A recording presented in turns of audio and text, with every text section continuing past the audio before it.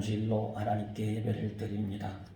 우리가 한 생명이 태어났다라고 하는 것은 이것처럼 이보다 더 기쁘고 이보다 더 감격적인 일이었고 환호성이 터져 나오는 일도 없을 것입니다.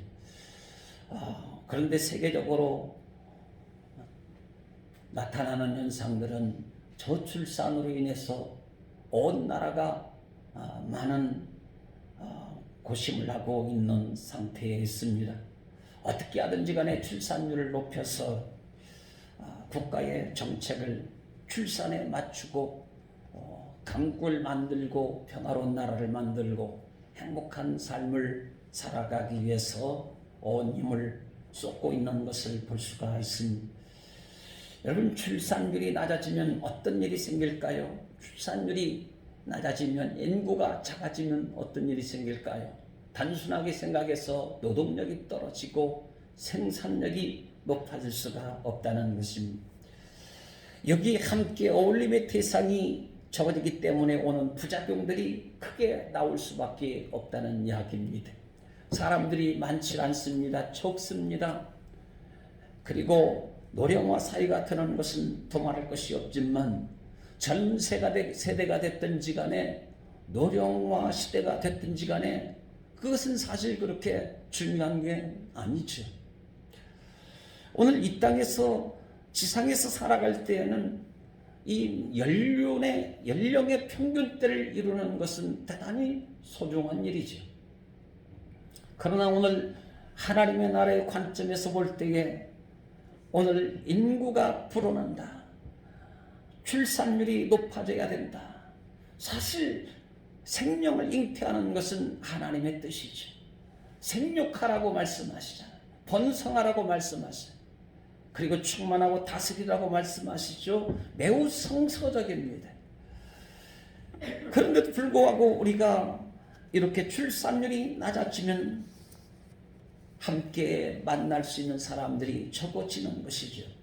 소위 자기밖에 모르는 매우 이기적인 문화가 형성되면서 폐쇄성 감정이 극대화되고 정서적 불안감은 자꾸 커질 수밖에 없는 현실이 되어지고 만다는 것입니다. 그렇다고 해서 인구가 폭발합니다. 인구가 많아집니다. 첨단 과학 문명을 이룹니다. 그리고 부를 누릴 것입니다. 로봇 시대를 이룰 것입니다. 편리주의를 추구할 것입니다. 초박빙의 경쟁과 예속과 또한 대결 구도와 지배 구조로부터 자유로워질 수 있는 길을 세상에서 찾을 수 있느냐고 물어본다고 한다면 그 어떤 것도 세상에 앞서가는 문명들도 인간의 구원, 참된 자유를 가져다 줄 수 있는 것은 세상에서 찾을 길이 없다는 이야기이지. 우리가 알다시피요, 그 바둑을 놓지 않습니까? 이사돌입니까? 이사돌하고 또 이시돌, 이세돌하고 바둑을 뒀는데 어떻습니까? 2대1, 인간이 이기기도 하고 지기도 하고. 아무리 과학이 문명이 발달해도요, 인간과 그 속에서도 벌써 대결하고 있는 거예요. 누가 저 지능이 뛰어나느냐, 몇 수를 내다볼 수 있느냐, 누가 이기느냐, 이런 거예요. 물론 로봇이 우리를 도와주기도 하죠. 식당에 가면 벌써 굴러다니는 로봇들이 이렇게 다니기도 합니다. 그러나 세상에서는 인간은 영적 존재이기 때문에 인간을 구원할 수 있는 능력 있는 자가 없는 것이. 인간을 닮았다, 인간을 창조했다, 나를 안다. 인간의 존재가 무엇인지 감성으로 할까요? 정말 영혼을 터치할 수 있는 그 존재가 세상에 있을 수 있을까 하는 것이죠. 인간은 모든 자연 만물을 지배하도록 하나님께 허락을 받았습니다. 맡김을 받았습니다. 그러면서 모든 시대의 새로운 변화 구도를 따라서요, 시대의 어떤 문명의 변천사를 통해 새로운 문명을 일으켜냅니다. 이 모든 것들이 다 어디에서 나오는가? 하나님 인간을 다스리고 은혜를 베풀어 주십니다. 근데 사람들이 하는 것은 뭐냐면 새로운 변화, 새로운 문명의 흐름을 바꿔놓는 주도적인 역할을 감당하는데, 인간이 만들어 놓은 문명이 인간을 살릴 수 있느냐고요. 인간의 영혼을 구원할 수가 있느냐고요. 될 수 없는 일이. 오늘 성경에 말씀하시길 다른 이로서는 구원을 얻을 만한 이름을 우리에게 주신 일이 없는지라고 말씀하신, 없습니다. 오직 예수 그리스도만이 구원자이신 것을 말씀하시는 것죠. 오늘 어떤 이가 말하대요. 예수님보다 먼저 석가가 먼저 왔고, 공자가 먼저 왔고, 모하메드가 먼저 왔고, 다 예수 선배라는 거예요. 근데 그들은 죽었습니다. 그들이 역사를 바꾸어 놨느냐? BC와 AD로 나누디 그들이 역사를 바꾸어 놨느냐? 역사의 핵심이고 역사의 중심이냐? 아니더라는 것입니다.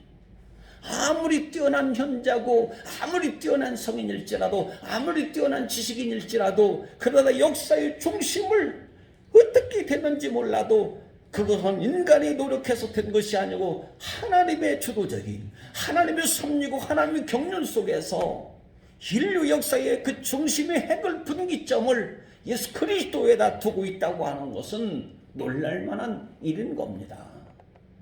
오직 예수 그리스도로 말미암아 구원을 얻을 수 있다는. 오늘 윌리엄 스타이런의 소설 중에 소피의 선택이라고 하는 유명한 책을 다루고 있는 이 실화가 실려 있는 것을 볼 수가 있는데요.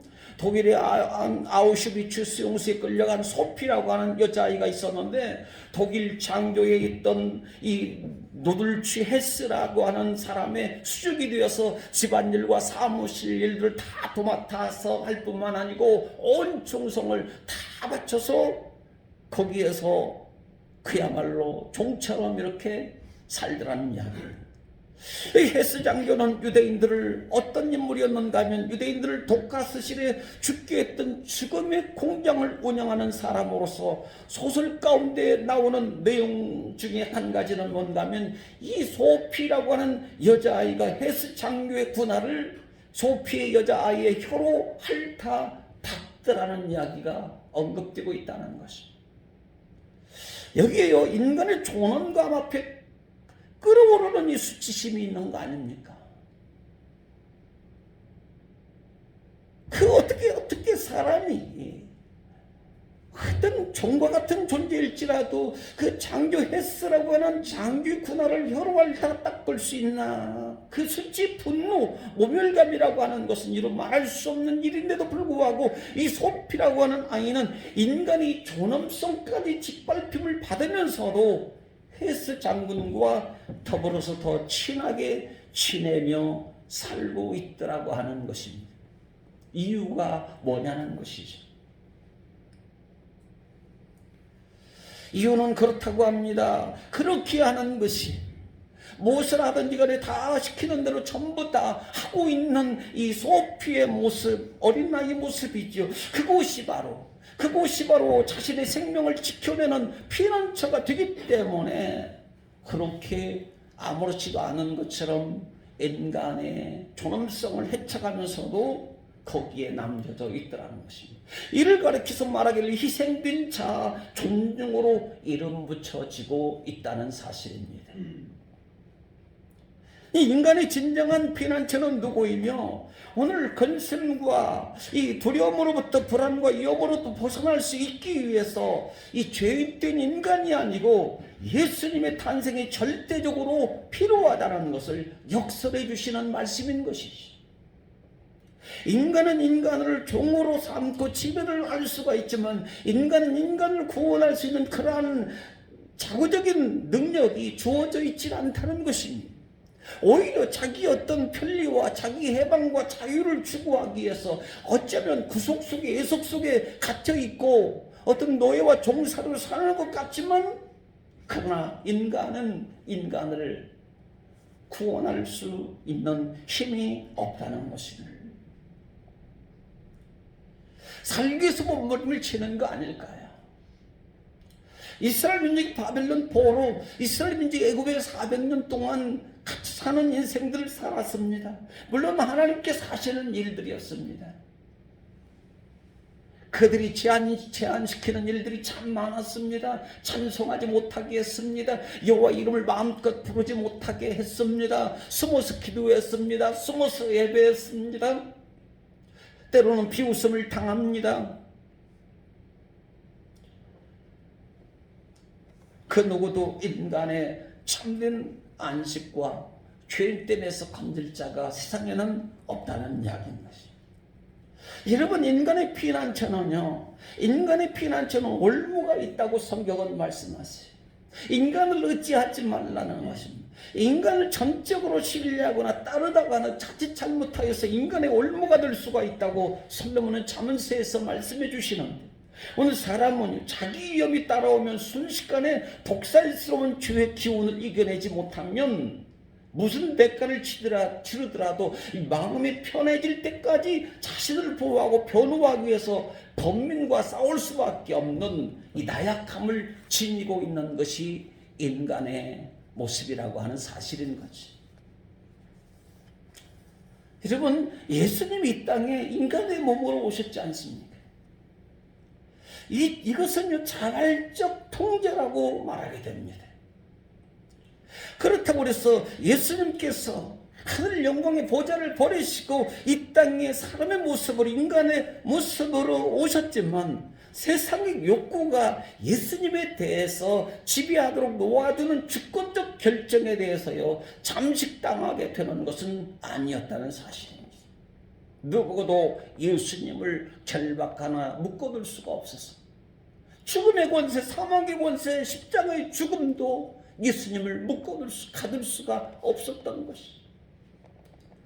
예수님 자신은 이 땅에 인간의 몸으로 오셨지만 우리 자신은 그렇지 않습니까? 우리는 뭔가 모르게 고독과 또한 소외됨과 아픔과 절망 속에 그렇게 허우적거리며 살아갈 때가 참 많이 있습니다. 허무 속에 사로잡혀 살아갈 때가 참 많이 있습니다. 소망 없이 살아갈 때도 참 많이 있는데, 그런데 예수님께서는 자기의 모든 하나님과 영광과 능력이 동등하시지만 모든 것을 버리시고 이 땅에 오셨음에도 불구하고 그 자발적 통제력 가운데 자신에 대한 소외감도 없어졌다는 사실. 자신으로부터 멀어지는 것도 없었습니다. 예수님은 그렇게 말씀하세요. 나는 나다. 나는 빛이다. 에고에이미. 나는 목자다. 나는 생명이다. 나는 구원이다. 나는 길이다. 진리다. 나는 떡이다. 그래, 주님은 자기 존재성에 대해서 그렇게 말씀하시고 있는 것이죠. 구원자, 구속주, 창조자 말씀 아니십니까? 예수님의 본질이 무엇일까 하는 것이죠. 아니, 인간의 본질은 도대체 무엇일까요? 인간의 자기 발견이라고 하는 건 무엇일까요? 인간의 자기 확인. 그것은 예수 그리스도가 오심이 아니면 불가능하다는 이야기입니다. 우리 영혼을 깨워주실 수 있는 분도 예수 그리스도인 것이거든요. 우리 죄인됨을 확인시켜주시는 분도 예수 그리스도이시거든요. 그러나 우리를 건져주시는 분도 예수 그리스도이신 것을 우리에게 말씀하시는 것이죠. 이러한 모든 것들을 죄악에서 우리를 구원하시기 위한 사랑으로서의 자발적 희생으로서 탄생하신 성육신 되어지신 분이 바로 우리 주님 예수 그리스도이시라는 사실. 그래서 하나님만이 유일하시고 온전하신 피난처가 되신다는 것입니다. 요새가 되시고요, 하나님은 산성이 되시고요, 구원의 뿌리시라고 말씀하시면서 사망에서 두려움에서 건디시는 분이심을 말씀해 주시는 것이죠. 하나님 앞에 나아갈 때 우리를 향하여서 비참하게 만들지 아니하시고 피곤하나 다시 기운을 주시고 일어날 수 있도록 주님께 붙들어 주시고 손 내미신 은혜가 따라올 것이며, 우리를 주님께서는 결코 구속하는 일이 없습니다. 어떻게 하든지 간에 우리를 살려주시고 우리에게 소망 가져다 주시고 건강 주시고 우리 행복 주시려고. 성경의 민수기 말씀도 그렇지 않아요. 얼굴을 드시사 우리에게 은혜 베푸시기를 원하시고 또한 지키시기를 원하시고 붙들어 주시기를 원하시고 낙심 말라 말씀하시고 나를 믿으니 또 하나님이라고 하나님을 믿으라고 주님께서 말씀하시고요. 오직 예수 주님만이 우리의 온전한 피난처가 되는 줄 믿습니다. 예수님만이 피난처. 예수 그리스도 안으로 나갈 때 자유를 누리게 되는 거예요. 왜? 예수 그리스도가 진리이시니까. 예수 그리스도 안에 있을 때만이 예수님이 자유 되심과 함께 더불어서 우리 자신이 자유를 누릴 수가 있는 것이고, 예수 그리스도 주님이 구주가 되시고 그리고 예수님이 표대고 목표점이 되시기 때문에 모든 만물의 근원이 되시기 때문에 예수 그리스도와 함께 더불어서 그리스도를 모시고 살아갈 때 우리 삶이요 흔들림이 없다는 겁니다. 인생의 중심이 잡히는 것이, 방향이 잡히지. 오늘 성경 말씀에 한밤중에 천군과 천사들이 양들을 지키고 있는 목동들에게 찾아와서는 말씀을 주십니다. 내가 온 백성에게 미칠 큰 기쁨의 좋은 소식을 너에게 전하노라. 너희를 위하여 구주가 나셨도다. 이는 그리스도이시다고 말씀을 전해주시고 있습니다. 오늘 여기 20절에 나가서 보면 목자들은요 천사들이 들려준 대로 베들레헴에 찾아갔습니다. 한참 찾았을 것 같아요. 베들레헴에 마구간이 한두 개가 되겠느냐고요? 많은 집들이 동물들을 가축들을 키우고 그렇게 있었을 것인데 목자들이 심혈을 기울여서 이 집 저 집 방문하면서 불이 켜져 있겠죠. 천사들의 그 가르쳐 주신 지시한 말씀을 따라서 큰 기쁨의 좋은 소식이라, 구주라, 표적이라, 그리스도가 나셨다고 하는 이 메시지를 듣고는 찾아갔더니 부유에 예수님이 누워 태어나셔 방긋방긋 웃고 계셨던 것 아니겠습니까? 오늘 주목할 말씀은 뭔가면 목자들이 예수님께 경배를 드리고는 돌아갔다는 것입니다. 돌아갔다.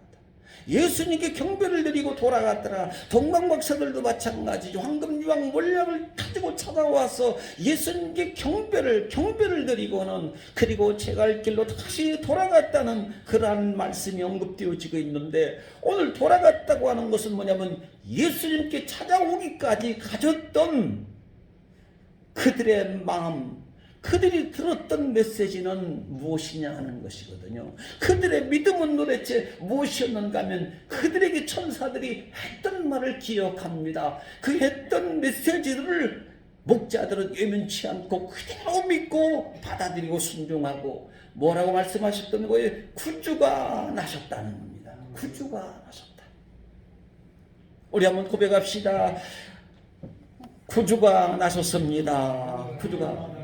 예수님은, 다시 한번 고백합시다. 예수님은 나의 구주이십니다. 나의 구주십니다. 구주가 나셨다는 겁니다. 이 소리가 들려온 거예요. 이 소리가. 이 소리를 놓칠 수가 없어서 들렸습니다.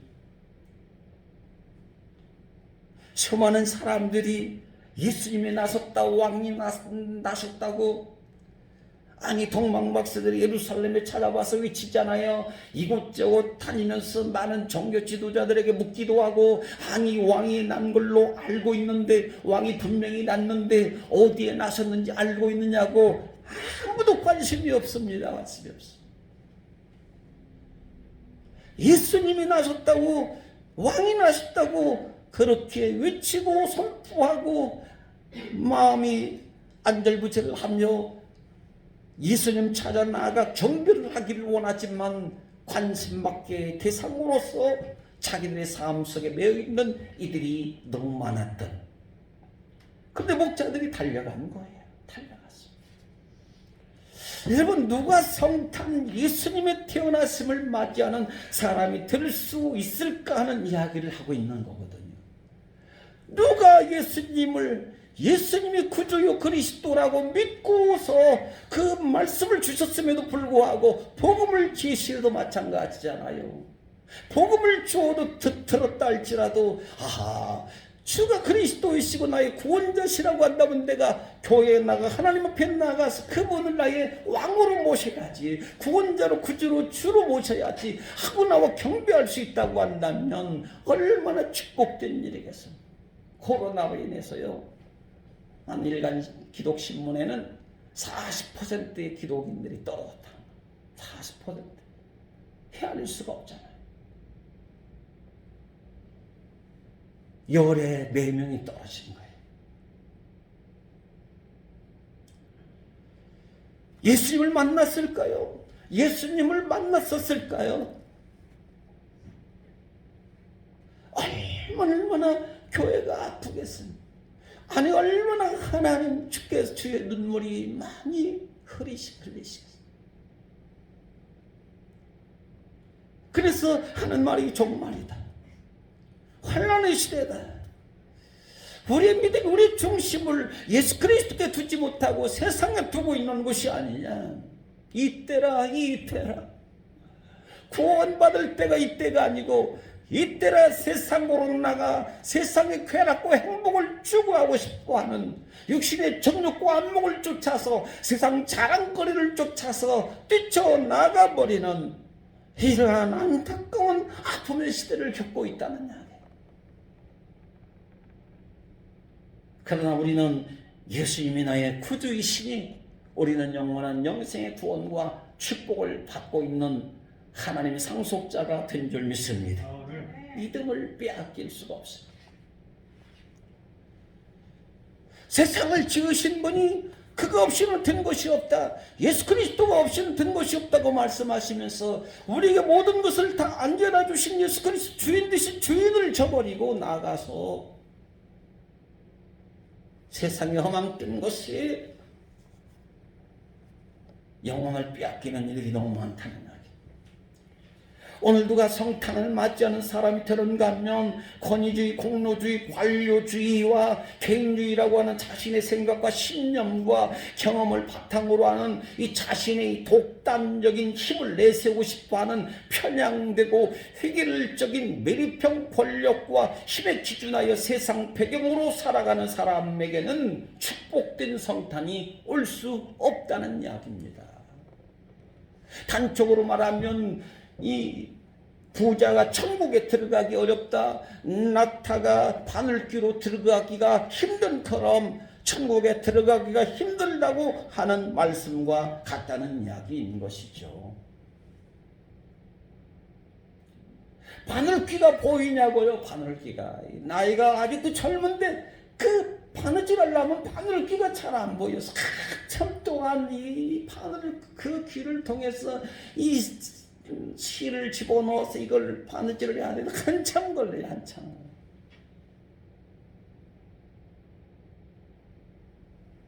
그 예수님 말씀하시는 천국 생명길은 좁다. 아무나 가는 게 아니야. 아무나 가는 게. 생명길 아무나 가는 게 아닙니다. 예수님이 가신 길 아무나 가는 길 아닙니다. 고난의 길이지만 십자가의 길을 아무나 가는 게 아닙니다. 그러나 하늘로 나가는 영광의 길 아무나 가는 게 아니라는 거예요. 권위주의, 공로주의, 관료주의, 개인주의로는 갈 수가 없는 거예요. 예수님은요, 지식과 지혜의 근본이신 거거든요. 누가 지식자인가, 누가 지혜자인가, 지식의 그 원인이, 지식의 그 근본이 바로 예수님이시다. 복의 근원이심을 말씀하시고 만물을 지으신 자이시다. 다스리시고 움직이시는 분이시고 생명을 더하시는 분이시라고 말씀하십니다. 만물을 붙드시는 분이시라고 말씀하십니다. 여러분, 만물이 어떻게 움직일까요? 우리가 활동하고 생동하고 살아갈 수 있는 힘의 근원이, 그 바탕이 어디 있는 겁니까? 나에게 있는 걸까요? 아닌 거예요. 나의 생각의 중심이, 영혼의 생명이 물론 있죠. 그러나 육신을 움직일 수가 있겠지만 우리 영혼을 감독하시고 영혼을 살리시고 구원하시는, 그리고 치료하시는, 나의 영혼의 영생의 중심을, 삶의 핵심을 붙들고 계시는 분이 주님 예수 그리스도인 것을 가르쳐주고 있는 거죠.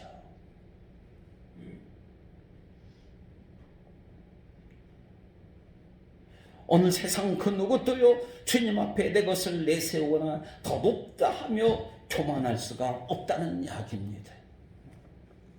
오늘 헤롯 왕은 어떻습니까? 유다 왕이 났다는 소식을 듣잖아요. 정보가 빨라요. 몇 번째 하여튼 바로 연락이 되고 아주 신경이 예민해지고 있나.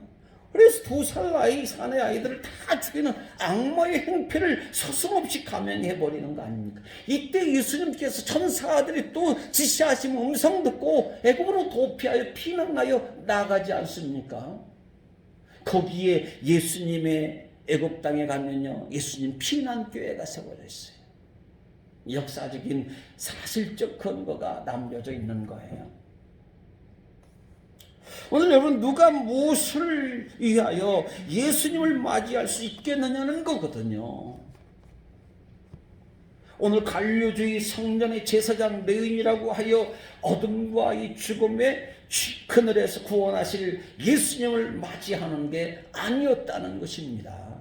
성전 지킨다고 성전에 일한다고 하나님 언약궤를 관리한다고 해서 그들이 구원받는 게 아니라 어제 불어로 눈이 아직도 덜 녹았고 추위를 오기 위해서 맞이하고 차량 운행을 하기 위해서 아이들이 차를 끌기 위해서 차를 양지밭에 따스한 태양빛에 차를 녹이려고 끌고 나오다가 더 박혔어요. 더 박혔어요.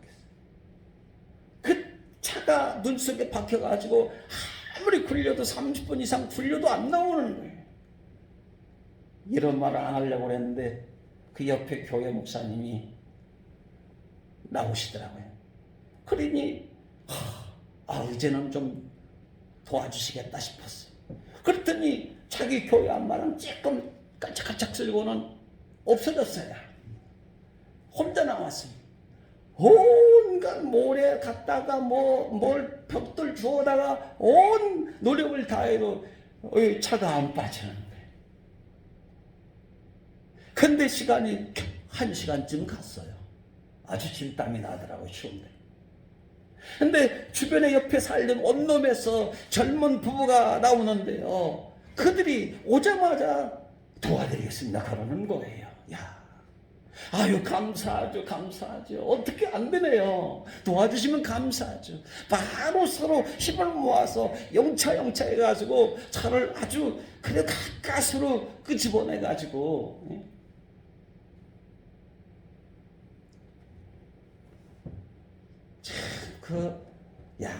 얄밉다 싶기도 하고. 성전을 지키는 제사장, 관료주의, 권위주의. 과연 예수 그리스도가 탄생하였을까? 이웃을 하나 볼 수 없는, 이웃 하나 눈으로 바로 옆에 있는데도 보이지 않는 그 삶의 관료 내지요, 권위 내지요, 개인주의가 아닌가? 저는 100번 장담하건대 장담하기는 어렵지만 그 어려움 속에 있으면 바로 도와줄 것 같아요. 만사제껴도.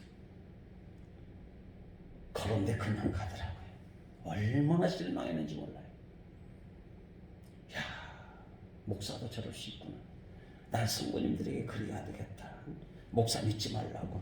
그러면 나는 최선을 다해서 돕겠다고 약속은 해야 되겠다.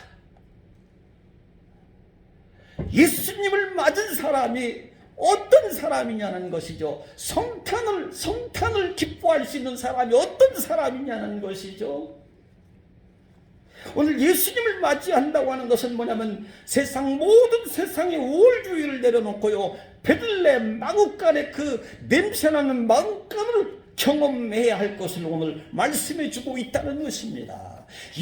그저 예수님 오셨으니까, 그저 복음 들었으니까, 예수 믿으면 구원받고 좋은 일이 있을 거니까 예수 믿고 천국 갈 거라, 그런 것이 아니고 참으로 위기 때 어려움이 있을 때에 나는 예수 그리스도를 탄생하고 예수 그리스도를 만난 사람으로 살아가고 있는지 다시 묻는다고 한다면, 내 안에 예수 그리스도가 탄생했나?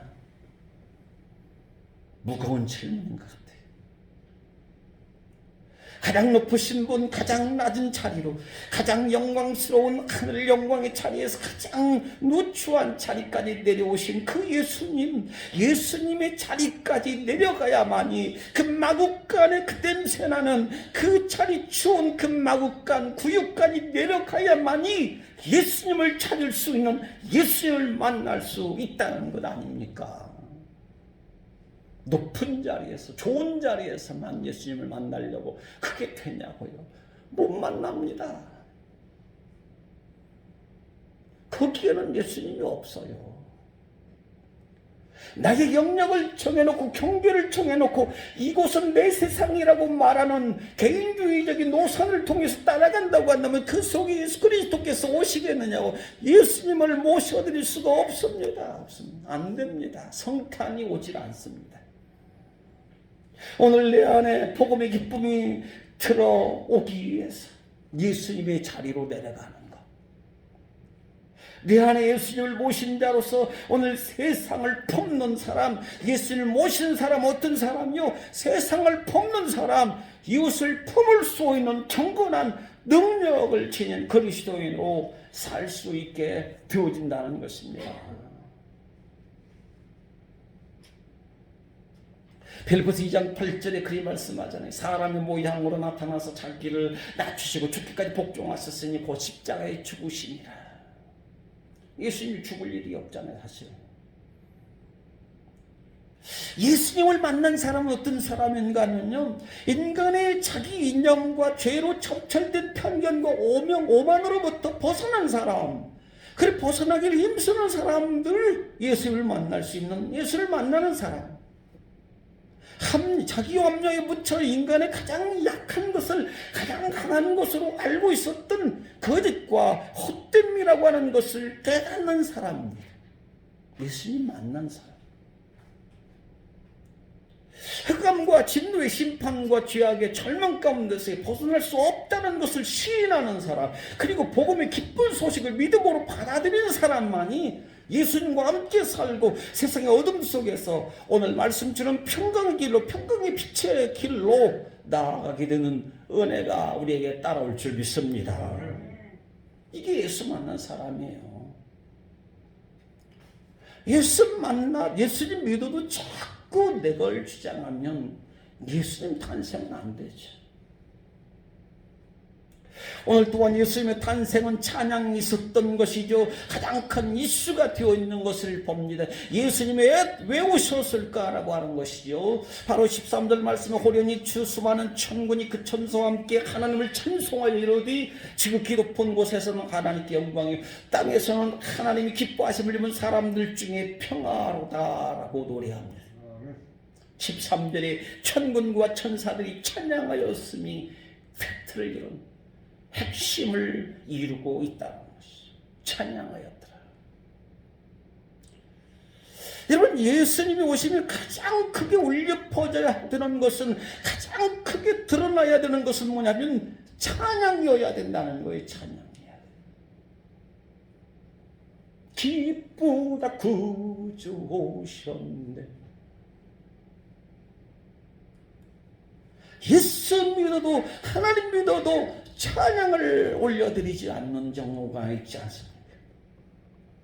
오늘 행위자의 인간이 아니고 존재로서의 인간됨이 하나님을 찬양할 때 하나님께서 하나님 영광에 이르게 되어진다는 사실입니다.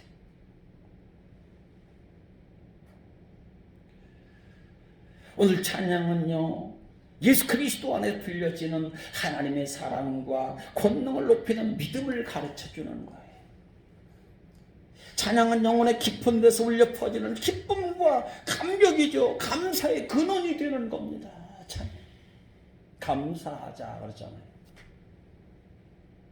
근데 그 감사가 어디에서 오는가? 아니 그 기쁨이 어디에서 오는가? 예수 그리스도를 찬양하는 데서 온다는 거예요. 호사스러운 집에 다툼이나 걱정이 아니고 초라하고 볼품이 없어도요 찬송함이 행복이라. 할렐루야.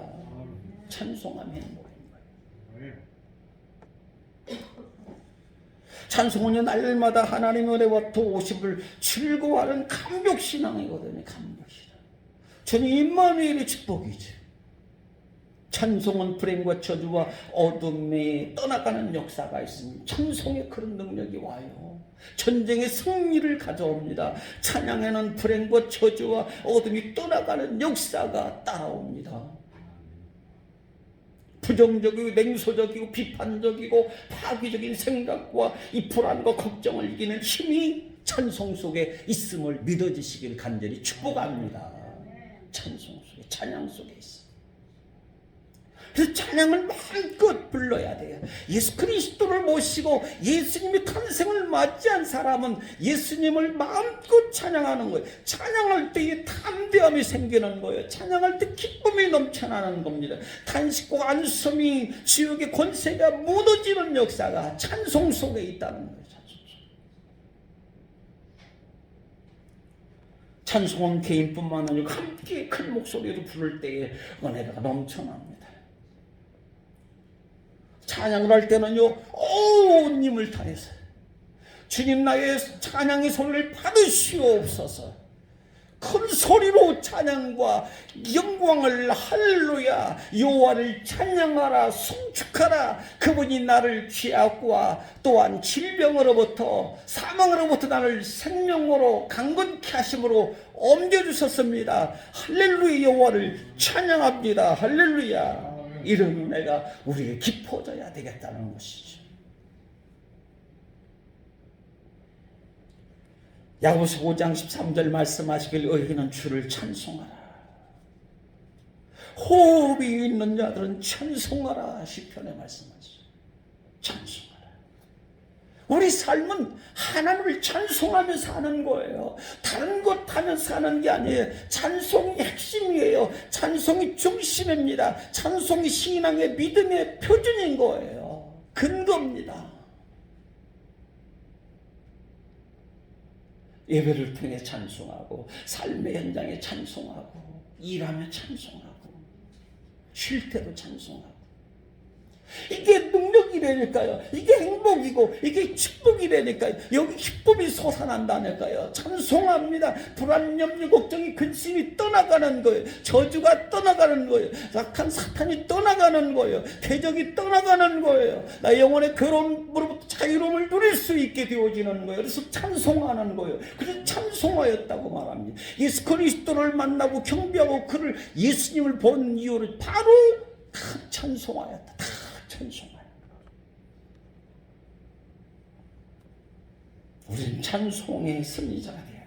찬송의 기쁨이 넘쳐. 나의 모든 권리와 편견을 내려놓고요, 마국간에 예수님을 만나며 찬송함으로 오늘 죄와 흑암과 무기력하면서 구원과 승리의 기쁨을 맛볼 수 있기를 간절히 바랍니다. 찬송해봐요. 찬송하면 즐거워요. 찬양의 능력, 찬송의 은사가 충만케 되어지기를 주의로